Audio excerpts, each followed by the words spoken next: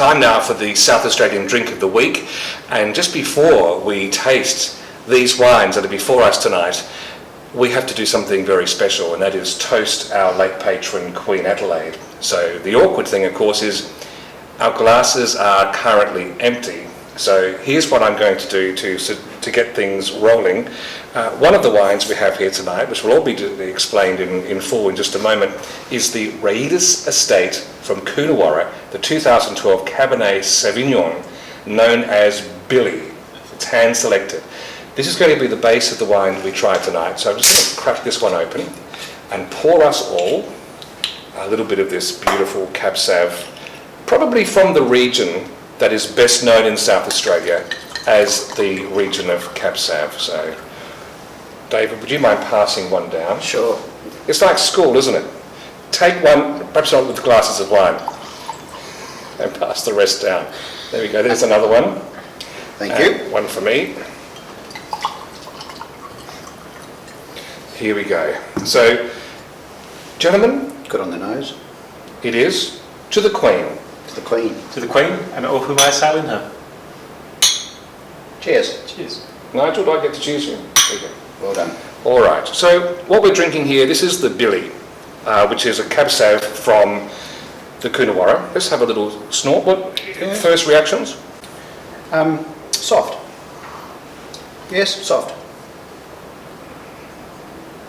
This is really approachable. It is. I'm approaching it quite nicely right now. I actually had some of this Saturday night at the Mile End Hotel with John Gledhill, who's a winemaker from Gledhill Vigneons. He's been on our show before, episode 53, and I was telling him about this wine we were going to try tonight. And he had a magnificent idea that I'd like to spring on you. Fire away. He said, if you've got Cabernet from the Coonawarra, and you've also got a bottle of Merlot, which we have here, which is called the Mama Goat, because they have goats on their estate. There, Billy Goat. Yes. There you go. New name for a new label. He said what he'd do is some in-glass blending, so we can make our own Cab Merlot to meet our own palate's needs. Who's up for that? I'm up for it. Yep. All right, let's do this. So what we need is just tip a little bit in, don't you think, Nigel? From I think we'll measure it by sploshes. Sploshes? Splashes, or we can go get the old silver goblet. Oh, this is one of the advantages of working in the hallowed halls of Musitech. They're equipped with a bar. Look at that. Is that scientific enough for you, Nigel? Yeah, that'll hold alcohol. All right, so we're also going to ceremoniously open the 2012 Merlot. But I guess this comes down to how much Cab and how much Merlot you want to Yes. taste, doesn't it? That's right, and we're about to find out what our sweet spot is. John's advice was this: have 95% of your glass Cab Sav. So let me just Better top me up. top that up. Now, this is not 95% to the actual top of the glass, because we don't want to spill it. We don't want spillage all over your carpet. Okay. Okay? I'll just get them all around about the same level. 50. Okay. So this is something that at Raiders Estate they're probably doing cleverly with proper vessels, but we're just going to... And people in white coats. With a measuring device of some sort. Oh, yes, right. So what do you reckon, 5% first? I reckon we'll go by thimbles. Okay, here's Half a thimble first. half a thimble. Half Here we go. Because that should I'll be... just bring your glass over. See how much it goes up by. That's going up by about 3 or 4 millimetres, so that's... Yeah, I'd actually think we do the full thimble, don't you? No, I reckon half. Okay, half a thimble it is. This is how they would have done it back in the days before For science. those of you at home, to see his half a thimble, I think you'd probably realise that it was closer to a full. Well, if it's about 50 millimetres that height and you're adding another 5, that's a tenth. Now, So- remember, just Roughly. before we taste this, keynotes from the Cabernet Sauvignon, there was a little bit of that mint that you normally get there. You're right, it's very soft. It's like it folds down at the edges. The tannins just tuck themselves in. It's like a well-made bed. That was how I would describe the 2012 Cab Sav. So now we've tipped in half a thimble or so. Let's have a look.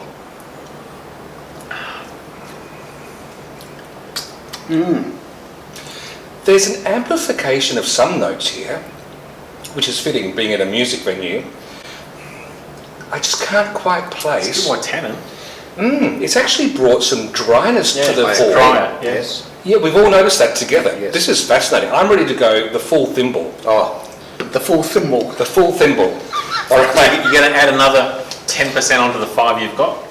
Yeah, oh, you can do the maths. It's not my strong suit. And it gets weaker by the night. Here's another half a thimble. Half a thimble. So this is a 10%. All right. Oh, a bit more maybe, yes. About 12, it's a 12% Merlot at this point in time. Okay, we're going 12% Merlot.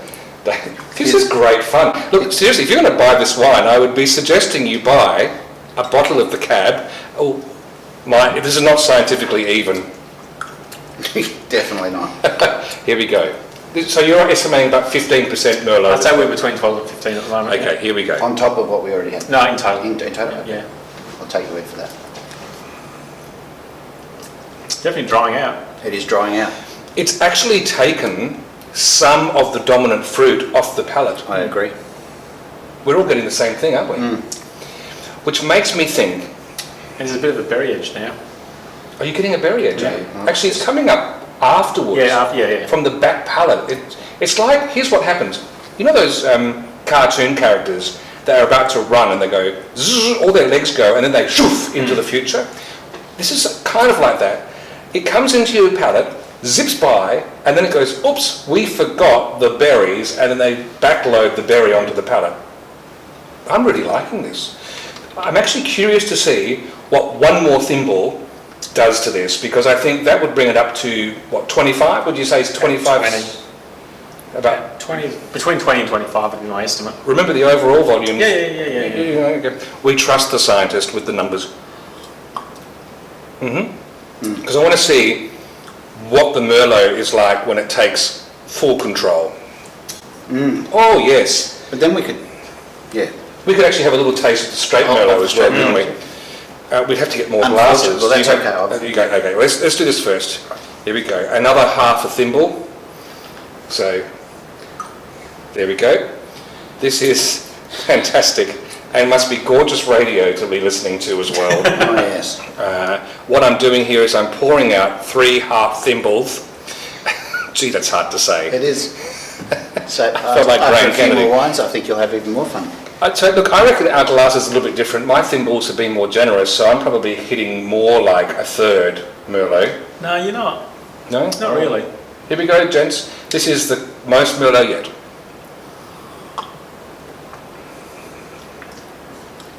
Wow. Do you know what? This has hit the sweet spot for me because this is regal. This has become elegant. There's something about this. This is lovely. This has got an even application of dryness right around the palate. That's beautifully spread. It's like a fan, or in fact here in St. Paul's, they've got these lovely folded paper dividers that as you pull them, they fan open. That's what it's like on the palate for me. This is very gentle. It's lovely. What do you think? To me, this blend we've just made would go with just about any dish you wanted to accompany with. Oh yeah. Not a light dish though. Oh no, this is not a light quite one. full. Yeah. David, your Yeah, thoughts? no, I think it's The very, dry- it's a dry, yeah, dryness. Really lasts now, the dryness. Yeah, it does.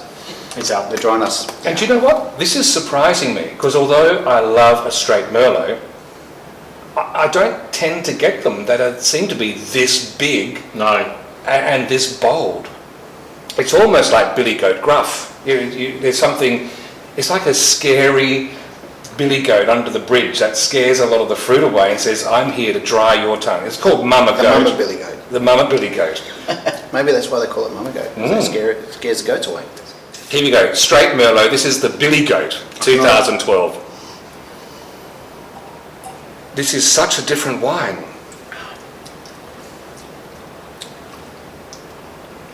You feel the dryness in it though. Very much. That's what, yeah. That's where obviously we're getting that with the cab. Definitely, but There's others. totally different character yet again. This is, it's almost, you know the arches we've got here in this building tonight, we'll have some shots on the show notes, etc. There's an arch to this feeling where this is giving structure from the sides up across the palate, but what the cab was doing before was providing that infill, and it's not there now. This is very much shaped, it's an arch-like wine, it's an arch wine. What I'm getting is almost like little black currant tubes in my mouth. Why are you laughing, David? You just described this so beautifully. But you can taste it. You can clearly taste the berry in this though, which is what we're Yes. starting to get with the blend. But the berry I'm getting is closer to black currant than Yeah. anything else, but not in your face black currant. Those lovely, those tins of boiled lollies with a little bit of dusted sugar on the the Robertson's boiled. Yeah, the ones that blackcurrant. grandparents give Yeah. you that no one ever eats. And it's like one of those. Okay, well, there we are for one of the weirdest South Australian Drinks of the Week segments ever. Thanks to John Gladhill for the suggestion. Thank you also to Joe, who led us to these wines, and to the great folk in the Coonawarra at Raidus. I hope I'm pronouncing it correctly. I'm saying Raidus Estate, Coonawarra. We have two this week. The 2012 Cab Sav, the Billy, and also the 2012 Merlot, the Mama Goat, the South Australian Drinks of the Week. Cheers. Cheers.